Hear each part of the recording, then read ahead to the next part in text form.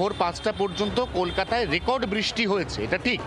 তারপর এটাও ঠিক যে কালকে ভোর ৫টার পর থেকে কার্যত কালকে সারাদিন বা আজকে এই মুহূর্তে ঘড়ির কাঁটায় সকাল ৭:৩০ বাজে এই দীর্ঘ বেশ কয়েক ঘন্টা ধরে কলকাতায় কিন্তু তাৎপর্যপূর্ণ কোনো বৃষ্টিই হয়নি। সামান্য বৃষ্টি হয়েছে কলকাতায় সার্বিকভাবে।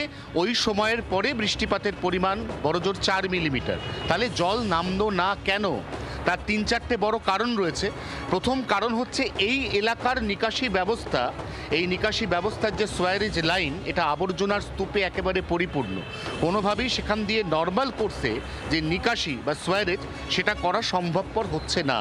এবং সেই কারণে শুধুমাত্র পার্ক সার্কাস নয়, central avenue, Mahatma Gandhi road, বা আমরা যদি উত্তর শহরতলির চিনার পার্কের দিকে তাকাই, আমরা যদি দক্ষিণ শহরতলির মুকুন্দপুর বা লাগোয়া যে অ্যাডেড এলাকাগুলো রয়েছে কলকাতা সেদিকে তাকাই, তাহলে সেখানকার নিজস্ব নিকাশি পরিকাঠামোর হাল এতটাই বেহাল যে সেখানে কোনোভাবেই জল নামানো যাচ্ছে না।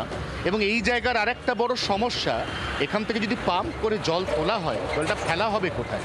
পার্ক সার্কাস এলাকার ধারে কাছে কোনো ক্যানাল নেই। নিকটবর্তী ক্যানাল হচ্ছে ক্যানাল ইস্ট, এটা এখান থেকে প্রায় ৮ কিলোমিটার দূরে। এই অবস্থায় এখানকার জল পাম্প করে ৮ কিলোমিটার দূরে ফেলা একটা পাইপলাইনের মধ্যে দিয়ে সেটা টেকনিক্যালি সম্ভব নয়। এবং ঠিক সেই কারণে এখানকার নিজস্ব নিকাশি ব্যবস্থা যে অনেকটাই অবরুদ্ধ। যতক্ষণ পর্যন্ত সেই ব্যবস্থার মধ্যে দিয়ে জল না নামছে ততক্ষণ পার্ক সার্কাসের এই যে জল ছবি, এটা খুব একটা পাল্টাবে না বলেই এখানে দীর্ঘদিন ধরে যারা বসবাস করেন তারা জানাচ্ছেন। বাংলার আওয়াজ, বাঙালির আবেগ, জি ২৪ ঘন্টা।